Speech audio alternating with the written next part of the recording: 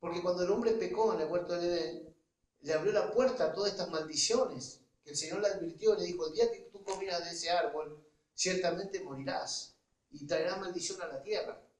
Entonces, a veces nosotros estamos con cosas acá, luchando en lo superficial, y no entendemos que hay una raíz en todo asunto.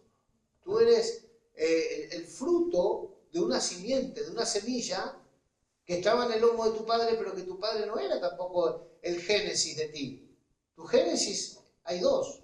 Uno es Adán y otro es Jesús. Y nosotros hemos ahora nacido de la simiente incorruptible, los creyentes. Cuando tú crees en Jesús, el Señor te da la bendición de la nueva vida, te hace renacer para una esperanza viva. Dice la Biblia que nacemos del Espíritu y de la palabra, porque antes habíamos nacido de la sangre y de la carne, y hemos heredado todo el pecado en Adán, pero ahora habiendo nacido de Cristo, en quien no hay pecado, y quien venció el pecado, y quien venció la muerte, y quien venció a Satanás, nacimos y somos más que victoriosos en Cristo. Entonces tenemos que conocer nuestra identidad, nuestro propósito y nuestro llamado, tanto el hombre como la mujer. Pero hablando de género, la Biblia dice que el Señor creó todo según y multiplicó según su género. ¿Qué está haciendo el diablo? El diablo quiere imponer un nuevo género en el ser humano, que es el tercer, cuarto, séptimo género, no sé, porque hay tanta ideología, pero ahí solamente hay un género que es humano, y hay, de ese género humano hay dos perfiles, que es el femenino y el masculino. Entonces, hemos estado hablando estos días acerca de la característica de la mujer, según Dios, y luego vamos a hablar también del varón, porque el varón representa en Cristo, el varón perfecto.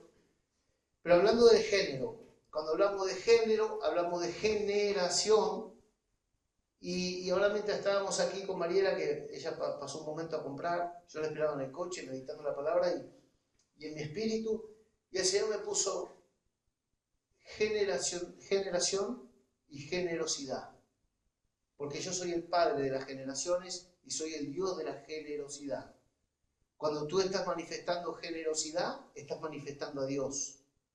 Cuando tú estás manifestando misericordia, servicio, compasión, estás manifestando a Dios.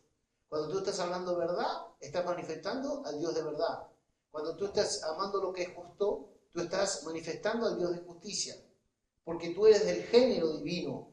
Tú eres nacido de Dios. Entonces, como nacido de Dios, tienes el testimonio y tus acciones tienen que ver con la operación de la misma naturaleza divina que hemos recibido, porque hemos recibido naturaleza divina en Cristo.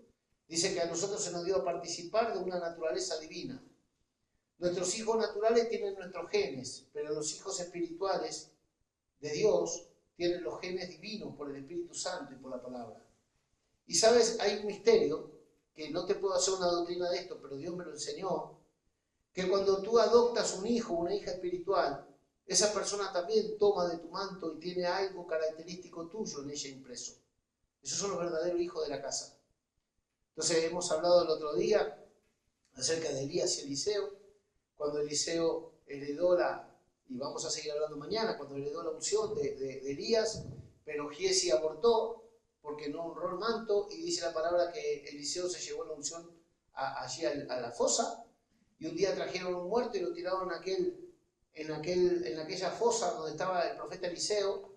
Dice que lo tiraron apurado porque lo venían persiguiendo los enemigos, y cuando cae el muerto a la fosa dice que tocando los huesos resucitó aquel hombre, porque la unción de resurrección estaba en los huesos de Eliseo. Entonces hay una característica según el género que opera en nosotros, tanto lo natural como lo espiritual. Tú tienes rasgos de tu padre, de tu abuelo, pero también hay enfermedades por causa del pecado que se heredan, y entonces en el espíritu tenemos que romper toda maldición generacional y romper con todo hábito que también se edificó por generaciones en una familia, y tenemos que romper con esos lazos, y tenemos que renovarnos en el espíritu de la mente, y tenemos que fluir según el género que somos ahora como nacidos de Dios. Entonces, mientras estaba allí en el parking de aquel lado y estaba meditando la palabra hasta esperar a Mariela, el Señor me puso género, generaciones, hablan de edificar en lo físico, generosidad habla del corazón del Padre en nosotros. Generaciones, generosidad, género. Entonces es la misma raíz de la palabra hebrea. Ahora mira, estaba meditando yo, por ejemplo, en lo que están atendiendo a sus ancianos, lo que están atendiendo a los enfermos, lo que están sirviendo a otras personas. También es eso modelar a Cristo, porque Cristo vino a servir. Dice que estuvo entre nosotros como el que sirve y no como el que es servido. Entonces, de una forma también es ministrar a Dios al ministrar a otro con necesidad. Y todo esto no lo vamos a entender muchas veces, pero sabes que si el Evangelio no estuviera en nuestra vida, si nosotros no entendiéramos la vida del Espíritu, ¿cómo llevaríamos a cabo algunas cosas que nos pasan y cómo estaríamos a la altura de las circunstancias que estamos viviendo? Tú imagínate que hay muchas personas que por carencias, digamos, espirituales, por falta de amor, por falta de unidad, por falta de paz, por falta de respeto, por falta de tantas cosas, hay gente que está desolada, que está desahuciada, hay gente que está tirada en las calles durmiendo, teniendo familia, porque no hay tal caridad en la familia, no hay tal carisma, no hay tal amor, no hay tal unidad, etc. Y todo eso es la ausencia de Dios, porque si tú quieres llevar a eso a un juicio, en el último análisis tú dirías, esta es la ausencia de Dios, porque Dios no diseñó al hombre para que viva de esa forma, ¿no? El Señor nos creó para que vivamos quieta, reposadamente, teniendo todas las cosas en común y ayudándonos mutuamente, porque ese es el corazón del Padre en los hijos. Por eso dice, vosotros como hijos de Dios, vivid como hijos de luz, y ya no sigáis en tiniebla, en ignorancia, en ceguera, etc. ¿Por qué te digo esto? Porque hablando de género, cuando hablamos no solamente de género masculino y femenino, sino que hablamos de la estirpe, de la calidad de hijos que el Señor creó en Cristo. Cuando hablamos de un cristiano, no hablamos de alguien que tiene una religión diferente a otra religión. Hablamos carácter, llamado, propósito, naturaleza. Eso es un cristiano. ¿Qué es un cristiano? Llamado, propósito, carácter y naturaleza. Entonces una persona que es cristiana, verdaderamente cristiana, bíblicamente hablando, santificada por el Espíritu Santo, tú te vas a acercar a esa persona y tú vas a esperar a Cristo en esa persona. Entonces Cristo un día tomó un látigo y vio que estaban haciendo negocio en el templo y se enojó. Y blandió el látigo en los aires y corrió a los cambistas que hacían negocio aprovechándose de la gente que venía de lejos y no podía traer su animalito para sacrificio.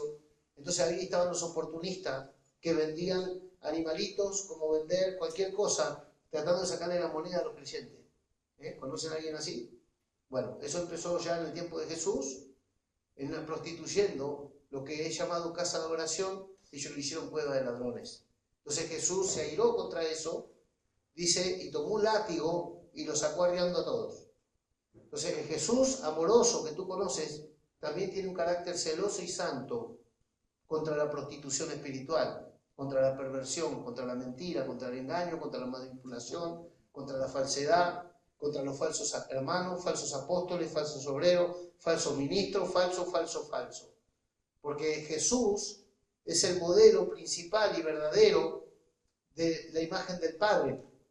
Dice la palabra, en la faz de Jesucristo. ¿Sabe lo que es la palabra faz? En el rostro, en el perfil, en la imagen de Jesucristo.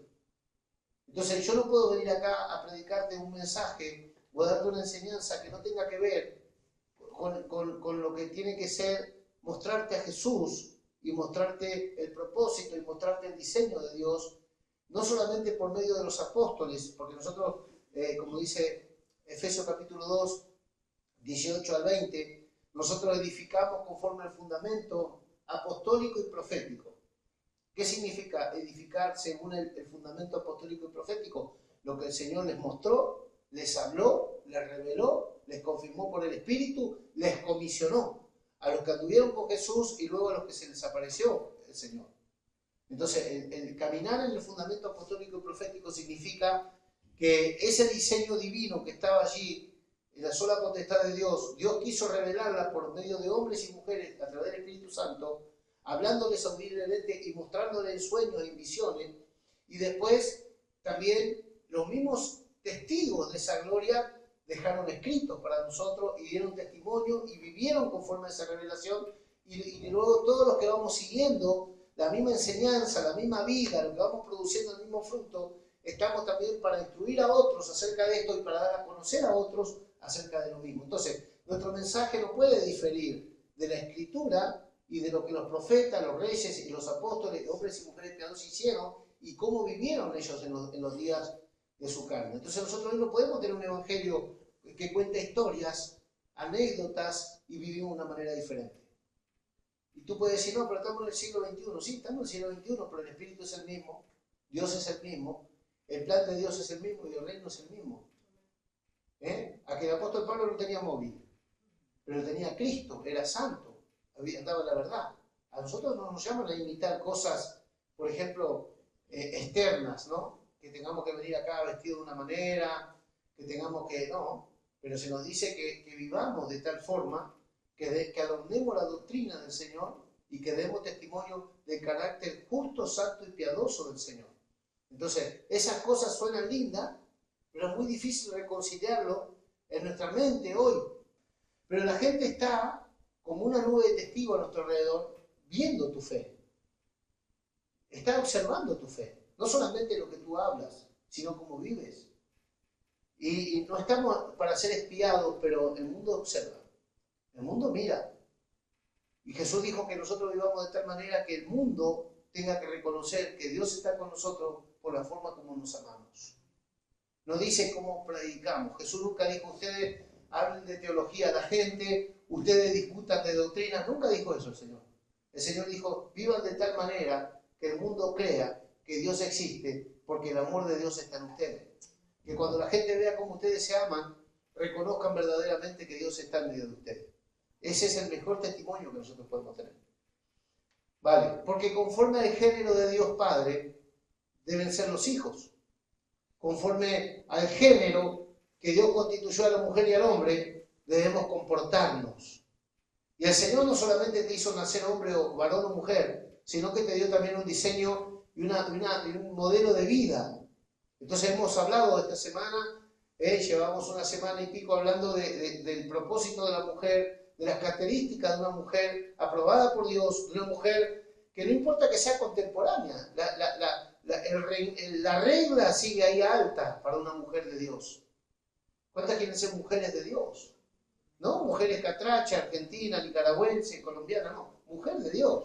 Yo quiero ser un varón de Dios, yo no quiero ser un argentino ni como Messi, ni como Gardel, ni como Fangio, quiero ser ni como Maradona, yo quiero ser un argentino como Jesús. ¿Cómo sería Jesús argentino? Tomaría mate, pero no sería, ¿entonces cuál es el logo base himno de Argentina? Y a mucho orgullo, esa es la bandera del argentino. Un día iba yo en un avión para Argentina, iba lleno de argentinos, y todos decían, ¿qué sabrán estos? Y a mucho orgullo. Esa es la palabra, con mucho orgullo, y a mucho orgullo. ¡Qué orgullo! Y a veces mi familia me llama también y dice, ¡qué orgullo! Y digo, arrepentite. Esa soberbia Dios la va a crucificar. Claro, pero es una forma, ¿no? Es una cultura. ¡Qué orgullo! El orgullo no puede ser bueno, porque Dios no es orgulloso. Dios no es soberbio, no es presuncioso. Entonces la característica de un hombre de Dios y de una mujer de Dios es muy difícil, muy diferente a aquellas cosas que nosotros hoy nos enorgullecemos o nos gloriamos. Aún la gracia, dice la Biblia, engañosa es la gracia. Una persona que tiene gracia y su gloria es su gracia, dice que eso es para motivo de engaño a otros y de autoengaño. Si tú tienes gracia para algo, dale gloria a Dios, pero no te bases en esa gracia, porque hay mucha gente que se jacta, no, yo salgo y vendo todo esto. Ahora yo voy y hago negocio, y Santiago dice, hay de los que dicen, iremos aquí, traficaremos, traeremos, llevaremos, venderemos, haremos esto, haremos lo otro. El Señor dice, eso es soberbia. Ahora vas a ver cómo no. ¿Por qué? Porque es soberbia. Eso no es confiar en Dios, eso es confiar en tu destreza. Engañosa la gracia y vana la hermosura. La mujer que teme a Jehová es digna de ser alabada. Y esto lo estuvimos hablando estos días, ¿verdad? Vale, vamos a continuar con esta enseñanza. Yo estaba investigando en la Biblia mujeres que no son muy populares, pero mujeres que tenían unas virtudes tremendas. Y quiero hablarte porque muchas veces nosotros siempre nos enfocamos en mujeres ilustres que fueron visibles en su época y que hay un testimonio, hay un reporte, hay una historia de esas mujeres como de hombres, pero hay mucha gente en el anonimato que también Dios la está viendo en el secreto y son aprobadas por Dios y tienen recompensa y tienen fruto, pero no se nombran mucho esas personas porque no fueron, digamos, tan trascendentes. La Biblia dice que hay hay utensilios que son para usos más honrosos, otros para ser menos expuestos, pero todo utensilio limpio es para la gloria de Dios. Hay ministerios que no todos van a pasar acá adelante, no todos son buenos para hablar, yo no me considero bueno tampoco para hablar, pero no todos los ministerios son de la palabra, no todos los ministerios son para estar en la música, pero hay muchos ministerios, hay muchos dones que Dios nos dio, que son tan válidos y son tan necesarios como estar acá. Por ejemplo, el ministerio del diaconado. El diaconado es un ministerio de servicio, de misericordia. Una iglesia sin diáconos es una iglesia sin brazo, porque los diáconos no figuran en los 5 ministerios, pero tienen un poquito de cada uno. Un diácono es una persona anciana, madura del Señor, es un servidor, es una gente que hace misericordia, que visita, que reconcilia a gente que está diferenciada. Un diácono es un padre, una madre espiritual que da el corazón a los hijos de la casa. Un diácono es alguien que va a visitar al enfermo, que consuela, que bendice. Entonces, muchas veces nosotros no tenemos en cuenta un diácono. Tú vas a las iglesias denominales y muchas veces el diácono pasa el día de la Santa Cena a servir la Santa Cena, pero tú no sabes más nada de esa persona. Sin embargo, el diácono es uno de los motores de la iglesia, porque es el que hace lo que el pastor a veces no tiene el tiempo, no tiene la llegada a otra gente, y el diácono sí. Es su mano derecha del pastor. Dice que cuando el diácono hace la función del diaconado, tanto hombre como mujer en el diaconado hacen bien el servicio, tienen un grado de honra delante de Dios. ¿Y quién puede ser un diácono? Alguien que tiene buen testimonio, que tiene entendimiento en la Escritura y que tiene una llenura del Espíritu Santo, porque aún para servir las mesas se necesitaba gente espiritual. Vale. Entonces yo descubrí en Romanos capítulo 16, verso 7, y quiero hacer una aclaración acá, porque una de las traducciones, hablando de esta mujer que se llama Junías, yo no la junaba, Junías, pero acá la descubrí. Junías, en una de las traducciones aparece como apóstola. Claro, es esposa de un apóstol y los dos hacían la función. Entonces yo no creo en el apostolado de una mujer sola, pero sí considero que así como hay mujeres que hacen el oficio de pastora, no todas las esposas de pastor son pastoras, no todas las esposas de apóstoles son profetas, no porque tú naciste en un garaje vas a hacer coche, pero hay personas que sí tienen el mismo oficio que el marido y se complementan. En este caso, Junías, Romanos capítulo 16, verso 7, dice la palabra del Señor que Junías es considerada por el apóstol Pablo como una mujer ilustre, insigne, especial, paisana de él, compatriota. Romanos 16, 7.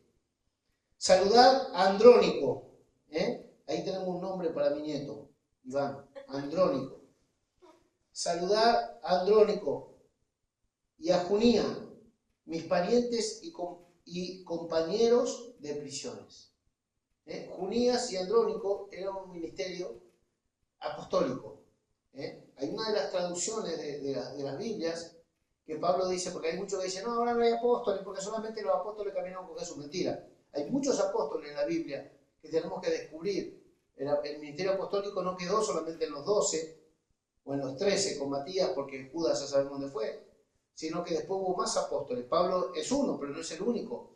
Acá el apóstol Pablo está reconociendo a Junías y Andrónico, este matrimonio, como un matrimonio apostólico.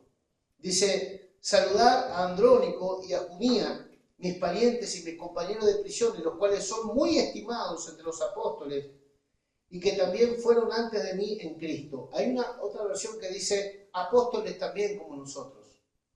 Entonces, hay que estudiar la palabra, hay que ir a los textos originales y descubrir que hay muchas cosas más de las que nosotros conocemos así en la superficie. Pero yo me quiero detener en el tema de que hay mujeres en el anonimato como hombres que hicieron grandes proezas y muchas veces no son consideradas ni tenidas en cuenta por la ignorancia, no porque no lo merezcan. Mucha gente que está en el anonimato está sirviendo a Dios y está haciendo posible el ministerio de hombres de Dios que visiblemente son reconocidos, pero a ellos no los conoce nadie. Pero esos hombres de Dios, sin esas personas, no podrían hacer lo que hacen, porque dependen de esa gente que se afiere. Entonces, acá el apóstol Pablo nos enseña que estos fueron personas insignes, ilustres, especiales. ¿Quién fue Junia? Entonces, Junia fue una cristiana del siglo I, judía, seguidora de Cristo. Antes que Pablo, esta mujer era cristiana. O sea, esta mujer creyó en Jesús en los días de la carne de Jesús, en el día del ministerio terrenal de Jesús. Esa mujer era una mujer que seguía a Jesús y creía en Jesús antes que Pablo. Entonces, Junia fue una cristiana del siglo I, judía, seguidora de Cristo, antes que Pablo, y compañera de prisión por causa del Evangelio. No era una creyente común, Pablo la reconoce como destacada entre los apóstoles. Y acá hay una controversia, porque hoy en día mucha gente no reconoce ni el ministerio apostólico de un hombre y mucho menos una mujer. Yo, por ejemplo, no creo que una mujer pueda ser un apóstol, no lo creo yo, mi ignorancia, porque el Señor dice que la mujer no puede ser cabeza del varón. Entonces no creo que una mujer pueda tener el ministerio apostólico, pues sí una función apostólica, en el sentido del trabajo. En este caso esta mujer estaba con su esposo, sujeta al marido con señal de autoridad, y esta mujer seguramente eran pastores de pastores, abrirían iglesias en el campo misionero, pero no era ella la suprema autoridad, sino que ella estaba bajo un varón. Y vamos a decir que el varón parte con el Señor. Bueno, la mujer queda con el oficio, queda con el testimonio, queda con una jerarquía espiritual, con una función, pero aún así tiene que mostrar señal de autoridad porque es mujer. Y esto no es una imposición machista, es un orden que Dios le dio al género humano. El marido es cabeza de la mujer, como la mujer es ayuda idónea del marido. Entonces, Junia era un nombre femenino común en el mundo romano. Entonces, a veces hay muchas personas que hicieron el bien y no las reconocemos, o no las conocemos, porque no hay mucho testimonio, mucha de la historia de esas personas, pero hay personas que han hecho mucho en la obra del Señor.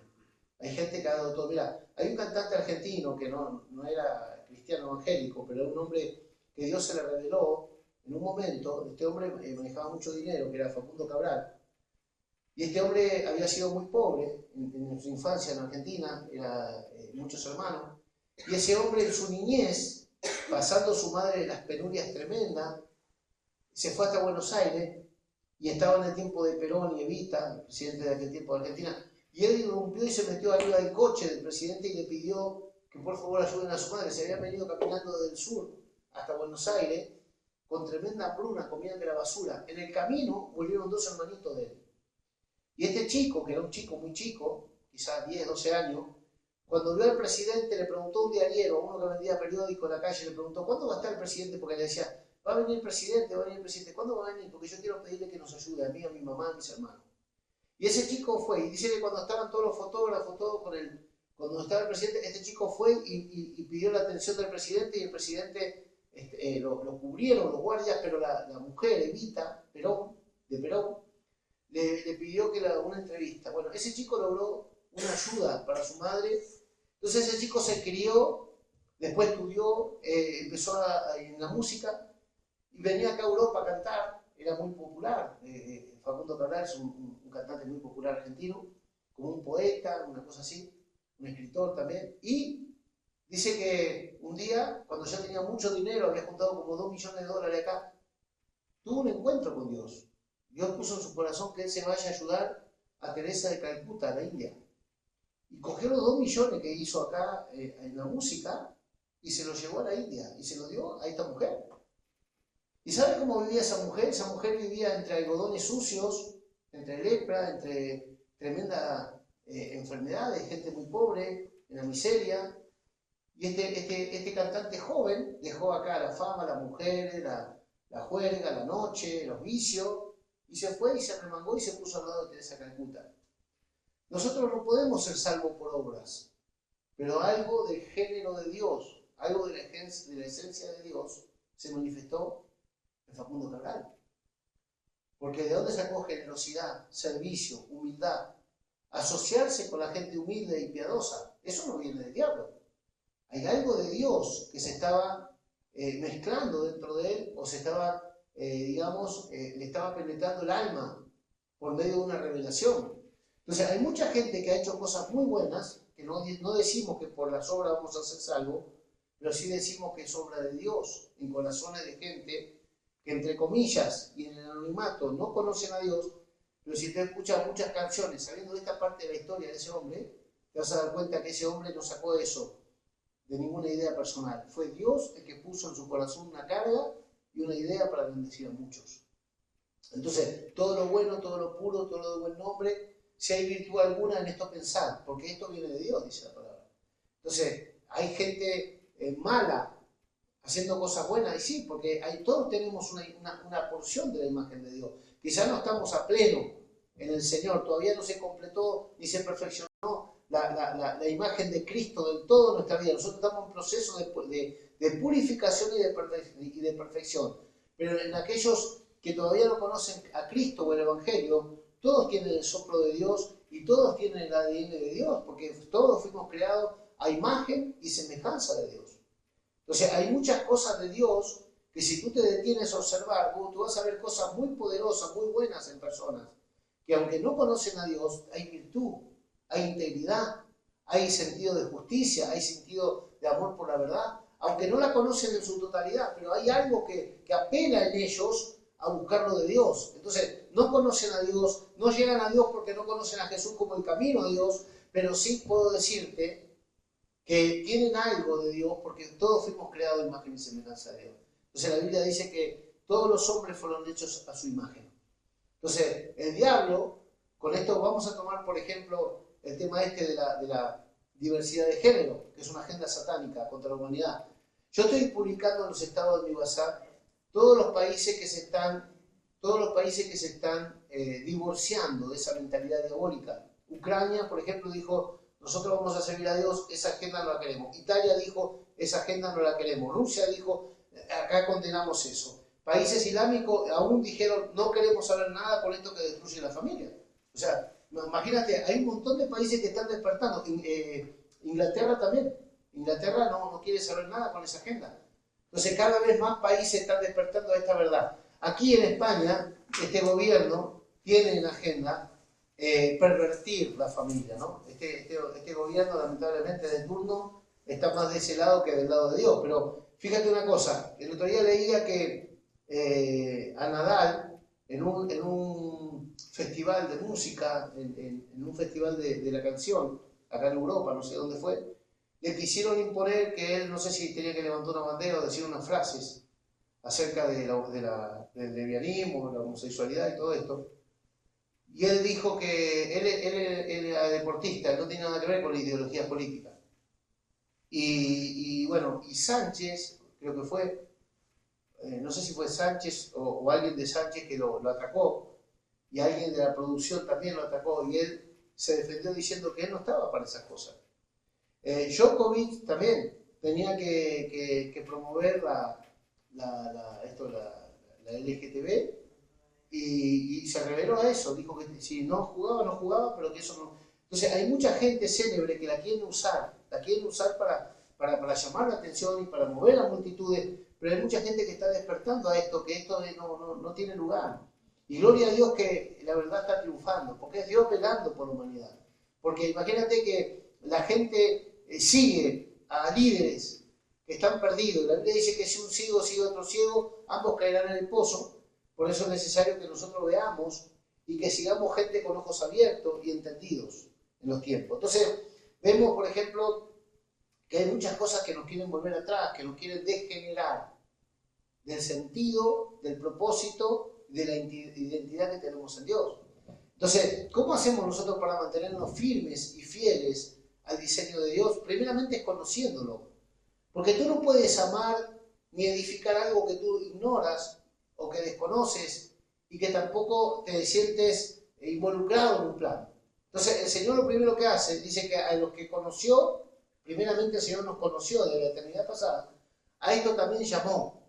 A los que llamó, a esto justificó. A los que justificó, a esto santificó. A los que santificó, a esto glorificó.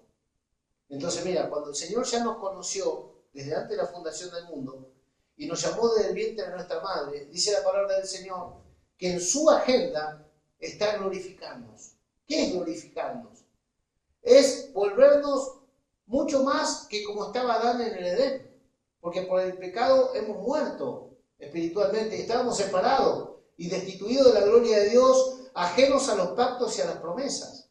Pero ahora reconciliados por la fe en Cristo, venimos a ser renacidos para una esperanza gloriosa que permanece, y en tanto que nosotros esperamos, creemos y confiamos, obedeciendo la palabra de verdad, estamos siendo preservados para esa vida gloriosa que el Señor ya preparó para nosotros. Porque ahora somos hijos de Dios y aún no se ha manifestado lo que hemos de ser, dice la Biblia. Imagínate, si ahora mismo, con todos los problemas, todos los rollos que tenemos en la cabeza de nuestras crisis personales, de identidad, las luchas, las pruebas, los conflictos, los desacuerdos, las cosas que nos pasan, el Señor dice que hoy, así como estamos, somos hijos de Dios, tenemos vida eterna, fuimos santificados, fuimos justificados, tenemos una esperanza, somos hijos de la promesa, somos coherederos con Cristo. A pesar de cualquier situación que tú estés pasando hoy, esa es tu posición espiritual, esa es tu condición de heredero. ¿Cuánto más cuando Él se manifieste y seamos transformados a la imagen del Señor en los aires? Porque dice que cuando Cristo venga y nos reencontremos con Él en los aires, seremos transformados a esa imagen. Este cuerpo natural se caerá como una vestidura y seremos revestidos de un cuerpo celestial. Entonces, hay cosas que nosotros no las podemos quizás entender a ciencia cierta con una mente natural, carnal, pero si creemos a la promesa la vamos a alcanzar. Hay muchas cosas que a nosotros nos pasaron los procesos. Cuando tú te casaste, tú no sabías lo que estabas haciendo. Cuando tú aceptaste a Jesús, tú no sabías lo que estabas haciendo. Cuando tú te bautizaste, tú no sabías en profundidad lo que estabas haciendo. O sea, se nos dio un consejo, hay 4 lecciones de bautismo. Vente el sábado a las 7 de la tarde, que yo te voy a enseñar lo que es el bautismo. ¿Quién puede enseñar lo que es el bautismo? Si es la aspiración a una limpia conciencia que todavía no alcanzamos. Eso es el bautismo. ¿Qué es el bautismo? La aspiración a una limpia conciencia. O sea, todavía no alcancé esa limpia conciencia, pero hago este acto profético y de obediencia para que al salir del agua se me considere resucitado con Cristo, a fin de que viviendo en fe y en obediencia a la palabra de justicia, yo pueda llegar a alcanzar esa estatura para la cual fui alcanzado por el Evangelio, que es llegar a la perfección que Cristo tiene delante del Padre. Cosa que en nuestra carne nunca alcanzaremos, por eso la Biblia dice que nos justificó de antemano, porque nosotros nunca íbamos a ser perfectos, pero ahora por fe somos justificados y somos considerados perfectos en Cristo Jesús, en quien fuimos aceptos por el amado, no por nuestra propia justicia, sino por la fe, para que sea por gracia. Entonces mira esto, vamos a Ezequiel capítulo 3, que me parece interesante ilustrarlo con esta porción de la Escritura, lo que les quiero decir.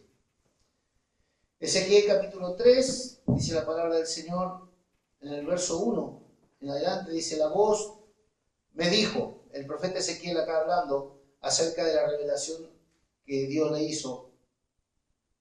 Dice Ezequiel 3:1, la voz me dijo: hijo de hombre, come lo que te doy, cómete este rollo, luego ve y transmite el mensaje a los israelitas. Así que abrí la boca y él me dio a comer el rollo. Dice: llénate el estómago con esto. Y me dijo al comerlo, llénate el estómago con esto, me dijo al comerlo. Sentí un sabor tan dulce como la miel. Luego me dijo: hijo de hombre, ve a los israelitas y dales mis mensajes. No te envío a un pueblo de extranjeros, de otro género. No te envío a gente rara, te envío a mi gente. La gente que salió de mi promesa. La gente que salió de mi amigo Abraham. La gente que fue un diseño mío, que yo le prometí a un varón que me creyó y le cumplí el pacto, y hoy ese hombre que tuvo prole, que tuvo hijo, que tuvo príncipe de su lomo, que tuvo una nación al final, hoy esa nación nacida de mi pacto, de mi promesa, de mi fidelidad, está enajenada de mí. Pero la palabra es reconciliadora, la palabra es convertidora, la palabra es la esencia mía que lleva mi genética. Y ellos cuando la coman, cuando la experimenten, como tú experimentas este rollo, ellos van a sentir que no hay nada desechable en mí. Que primeramente tuvo la experiencia del profeta para que él te transmitiera como hombre y no como Dios al pueblo. ¿Sabes por qué Jesús se hizo hombre? Para que los hombres no tengamos ninguna excusa. En el tiempo que se escribió la carta a los colosenses, el apóstol Pablo luchaba contra esa cultura que se había infiltrado, ese pensamiento que decía que lo espiritual, lo glorioso, lo eterno, nada tenía que ver con la carne, con el mundo creado. Entonces Pablo tuvo que refutar esa doctrina, esa enseñanza torcida que desacreditaba la palabra revelada y decía, no, señores, Jesús es la misma imagen, es la sustancia misma de Dios. Jesús es la genética del Padre está en Jesús. La imagen del corazón del Padre está en acción en Jesús. ¿Cómo ustedes dicen que no tiene nada que ver lo espiritual con lo creado o con lo manifestado en el mundo? Si todo nace de la boca de Dios. Entonces fíjate cómo Dios trata con nuestra naturaleza, cómo Dios trata con nuestra rebeldía, cómo Dios trata con nuestra ignorancia, con nuestro orgullo, con nuestra rebelión y desobediencia con la palabra. Con la palabra. Entonces, ¡ay, qué fuerte! ¡Ay, lo que me dijo! ¡Ay, lo que me pasó! ¿Pero cómo? ¿Pero cómo Dios no entiende lo que me pasa? No, sí, por eso dice la Biblia, y enviará su palabra y les sanará. Cuando tú le des el crédito a la palabra, más que a todo lo que tú sientes, vas a ver que el poder de Dios, el Evangelio no consiste en palabras, sino en poder de Dios. ¿Por qué? Porque le damos el crédito a la palabra. Cuando tú vives por toda palabra que sale de la boca de Dios, tú empiezas a experimentar la gloria que hay en esa palabra. Mira, el profeta tomó el rollo, dice, y él lo comió, y al comerlo le fue dulce. ¿Cómo te es la palabra a ti cuando se te implanta? ¿Cómo te es la simiente incorruptible cuando se te da? Hoy tenemos una cosa muy fea en la cultura cristiana, que es celebrar la palabra de un profeta, pero no creer la palabra de un pastor. O sea, a mí me invitan a predicar por ahí, los que me invitan porque tengo un ministerio profético, todos esperan expectantes una palabra al oído que yo les diga, y así te dijo el Señor. Pero la misma voz y el mismo espíritu que le puede dar a alguien el Señor una palabra por medio mío o de cualquier hermano que yo use, tiene el mismo peso que una enseñanza de acá o un consejo sentado ahí. Pero ¿por qué no creemos y celebramos la misma palabra de un pastor que de un profeta? ¿Acaso hay dos dioses? ¿Acaso no hay poder en un pastor que está conviviendo con tu miseria todos los días y un profeta que viene de afuera y no te conoce de nada y te dice algo tiene más poder que alguien que te conoce de años y está lidiando contigo para edificarte, para ayudarte, para motivarte y te está acompañando en los procesos? ¿Por qué le creemos más a una persona con un título, que no niego que pueda tener un ministerio verdadero, profético, pero por qué creemos más en una palabra profética que en una palabra de consejo? ¿Por qué creemos más en una profecía que en una enseñanza? Y se puede equivocar el profeta también. Y sí, se equivocó Samuel, no se va a equivocar un profeta de hoy. Pero ¿qué pasa? Mira, cuando nosotros entendemos que el espíritu de la palabra es Cristo, a ti va a venir un niño, porque de la boca de los niños y de los que maman, ¿qué pasa? Fundaste la fortaleza. Hay gente que es niña en el Señor, pero es genuina y te puede traer una palabra de Dios tan verdadera y tan firme y tan actual como cualquier profeta maduro, porque el espíritu es el mismo. Entonces, tú no mires las apariencias, tú pruebas los espíritus si son de Dios. Y si el espíritu es de Dios, aunque sea una persona niña en el Señor, pero es genuino y es verdadero, yo lo escucho. A mí me dice, pastor, me llamó una prima mía de Argentina ayer. Primo, soñé contigo así, esto y esto. ¿Tú crees que Dios no puede usar una persona que no sea cristiana? Amén. Sí. Entonces, porque dice la Biblia que de los niños y de los que maman fundó la fortaleza. Hay personas que son niñas espirituales, pero si son genuinos, uno tiene que escuchar. ¿Se acuerdan que el otro día les comenté ese cantante colombiano que falleció en un accidente de avioneta? Que el Señor le habló en 2 o 3 sueños que él iba a morir así, que tenga cuidado. Y él lo contó, está el reportaje en el YouTube. Contó él los sueños que tenía y cómo lo atormentaban esos sueños, de que él había soñado que moría en un accidente aéreo. Y así fue como murió a los 20 días del último sueño que tuvo. El libro de Job dice que 2 y 3 veces Dios habla por sueño y por visión. Y ese muchacho dice que se le había predicado. Dice que ese muchacho lo habían bendecido, le habían predicado el Evangelio y le dijeron, y él dijo, cuando cumpla los 35 años, yo voy a servir al Señor. Él le puso límite a Dios, le puso meta, le puso condiciones a Dios y no llegó a los 35 años. Ahora mira esto. Dice acá la palabra del Señor. El verso 3. Llénate el estómago con esto, con la palabra. Y me dijo al comerlo, y sentí un sabor tan dulce como la miel, dice el profeta Ezequiel 3:4. Luego me dijo, hijo de hombre, ve a los israelitas y dale mis mensajes. No te envío a un pueblo extranjero, fuera del diseño, fuera del género, fuera del propósito, de otro espíritu, no. Te hablo a mi genética, te envío a mis hijos. ¿Sabe lo que era Israel para Dios? Era su esposa, simbológicamente. No te envío a un pueblo de extranjeros que habla un idioma que no comprendes. No te envío a gente que habla un idioma extraño y difícil de entender. Si te enviara a esas personas, ellas te escucharían igual. Porque yo te envío con mi espíritu. Y mi espíritu hará que tus palabras sean espíritu en el corazón de ellos al recibirlas. Pero los israelitas no te escucharán a ti como tampoco me escuchan a mí. Mira, de la misma genética, de la misma esencia, ellos se divorciaron. Y hay mucha gente que teniendo una oportunidad de fluir, no fluye. Hay gente que teniendo la oportunidad de prosperar, de recrearse, de restaurarse, no logra ese avance porque no cree en los que lo mentorean, no cree en los que lo están ayudando de parte de Dios, no creen en la palabra de consejo, no aceptan la ayuda, no aceptan la paternidad. Entonces abortan los planes de Dios. Y después se pregunta, ¿por qué me va así? ¿Y cómo? Si yo llevo tantos años creyendo, ¿no? Tú no crees, tú vives el Evangelio a tu manera. Porque el Evangelio tiene una forma de vivirse. Tú no puedes venir con una Biblia bajo tu brazo, con tu Evangelio, y venir aquí y verte la cara con otro que tiene su Evangelio. Y somos un montón de gente que cada uno tiene su doctrina, su forma, su manera. Cada uno acepta la palabra como le conviene. Bueno, yo voy a ir a escuchar y ya me voy a ir comprometiendo de a poco, a ver cómo yo hago para servir al Señor en lo que me gusta. Yo algunas cosas sí, pero otras cosas no. Eso es tu evangelio, ese es el evangelio de Cristo. ¿Tú crees que podemos vivir así?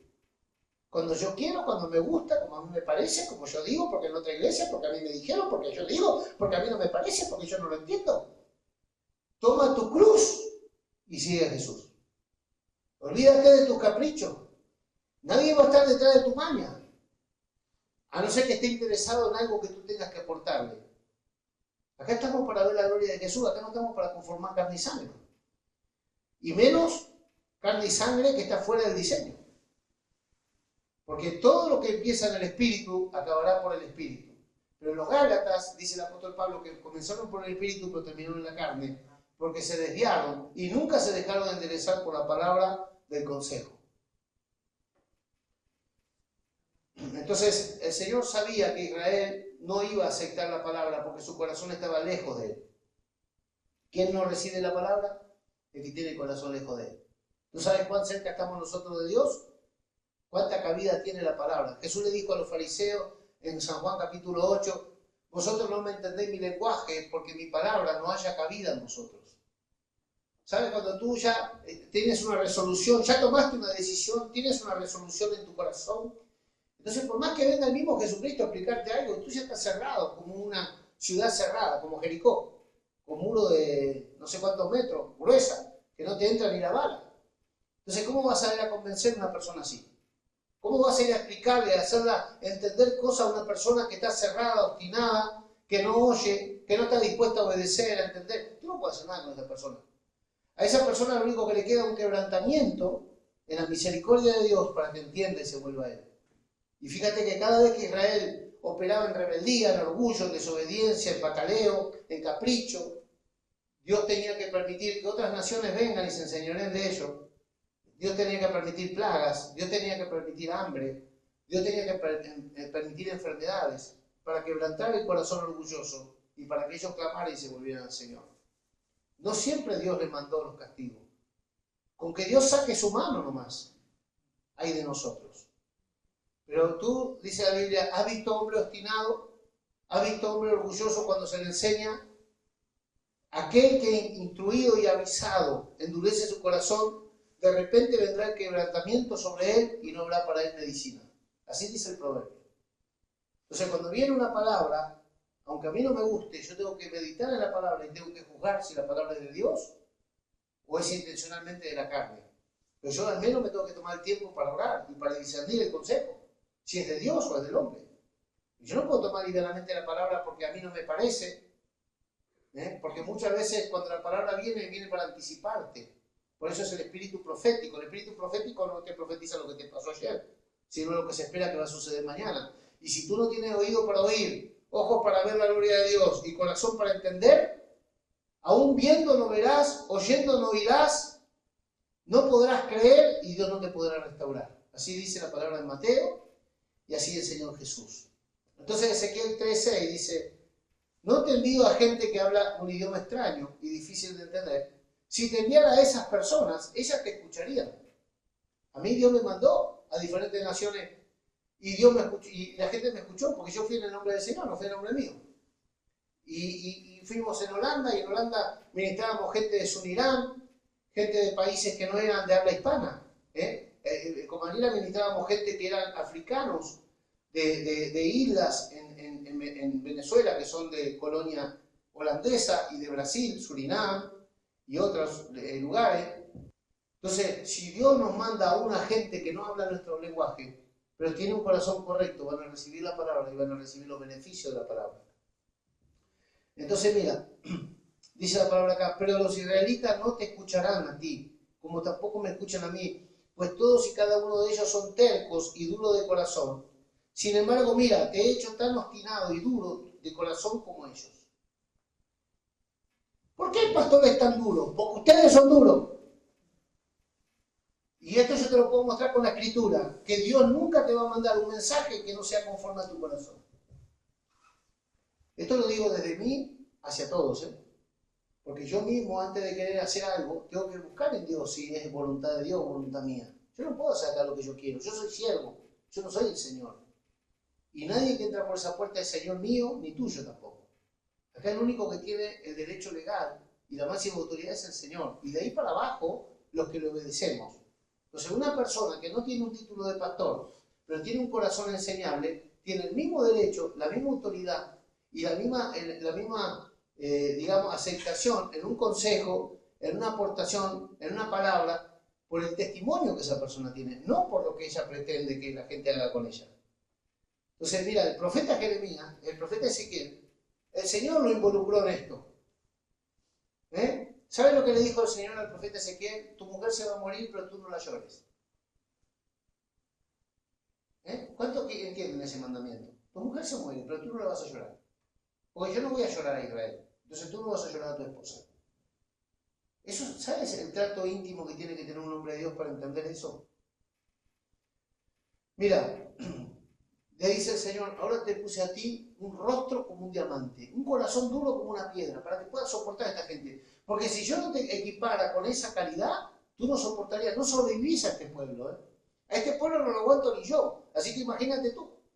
Entonces te tengo que poner una coraza para soportar todo este viejerío, chuma, que te va a criticar, te va a perseguir, te va a desacreditar, te va a amenazar, te va a difamar, te va a mentir en la cara, se van a hacer las víctimas.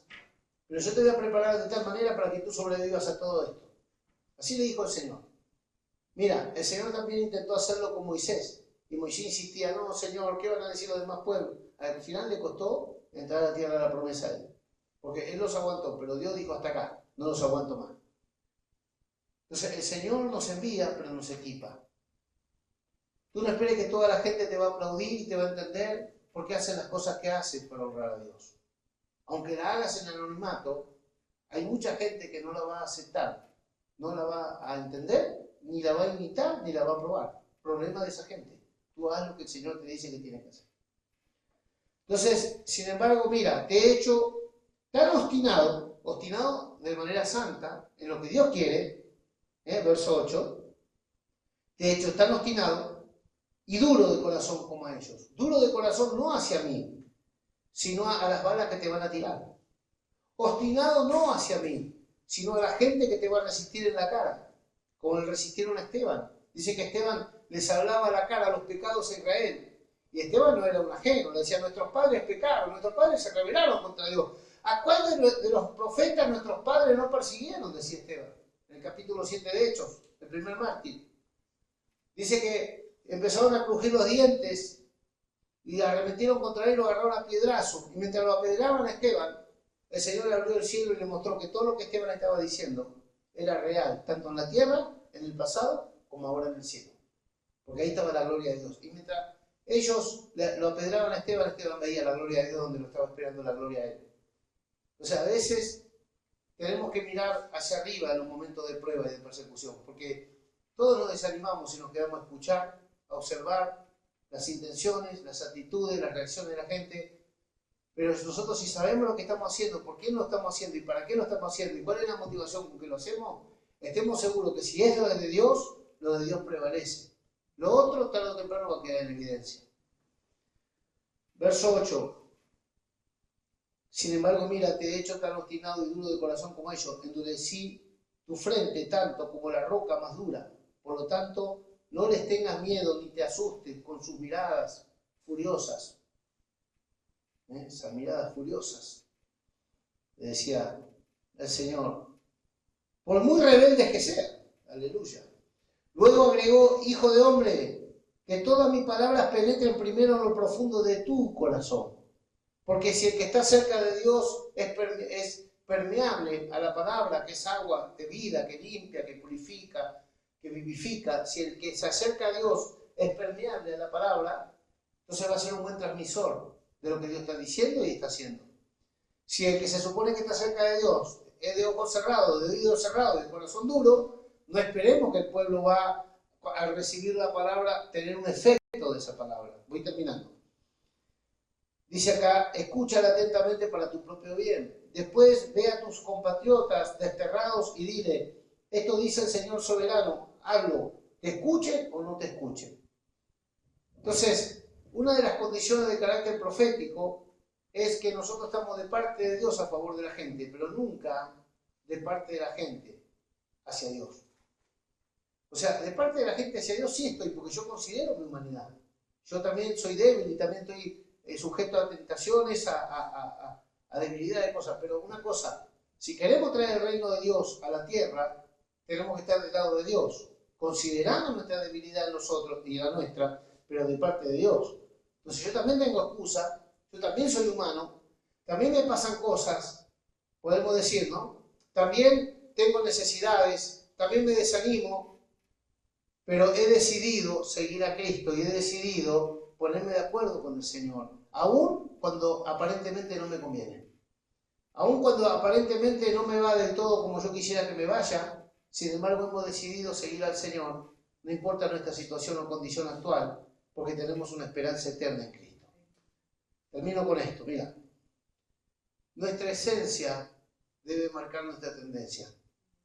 Si tú eres de Dios, el que es de Dios, a Dios oye. El que es de Dios, las cosas de Dios busca. Y el que es de Dios, a Dios imita. Y más allá de lo que vemos o no vemos, pero tenemos que tener una identidad clara y un propósito delante para ejecutar. Termino con esto, mira. Dice el verso 12, luego el Espíritu me levantó y oí detrás de mí un fuerte ruido que retumbaba. Alabada sea la gloria del Señor en su lugar. Era el sonido de las alas de los seres vivientes, a rozarse unas con otras y el retumbar de las ruedas debajo de ellos. Y el Espíritu me levantó y me sacó de allí, dice el profeta Ezequiel 3:14, salí amargado y confundido, pero era fuerte el poder del Señor sobre mí. Nuestra humanidad siempre va a estar, digamos así, padeciendo las consecuencias de la condición del corazón del hombre que está lejos de Dios. Nuestra humanidad va a percibir los aromas de muerte, nuestra humanidad va a percibir la debilidad de la gente, nuestra humanidad va a percibir el dolor que Dios siente por los que están lejos, por los que se pierden, por los que están en rebeldía, en orgullo, en obstinación. O sea, cuando tú empiezas a orar, empiezas por el deseo de bendecir a la gente, pero luego empiezas a sentir lo que Dios siente y Dios te pone la carga por la gente y empiezas a quebrantarte, empiezas a llorar, porque te das cuenta cuán lejos la gente está en su corazón y en su mente del Señor. Y luego el Señor en su compasión te hace sentir el mismo sentir de compasión que Él tiene y empiezas a amarla en oración y empiezas a bendecirla, empiezas a abrazarla, empiezas a besarla con el alma a esa gente mientras oras. Porque nosotros sabemos de la vulnerabilidad del ser humano, de la sensibilidad, de la limitación, de la condición humana, que somos polvo, que no somos tan fuertes como parecemos. Por eso el Señor tuvo que fortalecer a sus siervos, para mandarlo a un pueblo que estaba fortalecido en su carne, pero en el espíritu estaban muertos, porque estaban lejos de Él. Su corazón estaba lejos de Él. Tú hablas con personas así, que son todo arrogancia, todo orgullo, todo prepotencia, pero por dentro son más débiles que un niño. Y no lo quieren reconocer, pero por dentro no tienen nada, se caen, son todas fachadas. Entonces, mira, bienaventurado aquel que edificó sobre la roca. Bienaventurado aquel que puso sobre la piedra del fundamento su base de vida.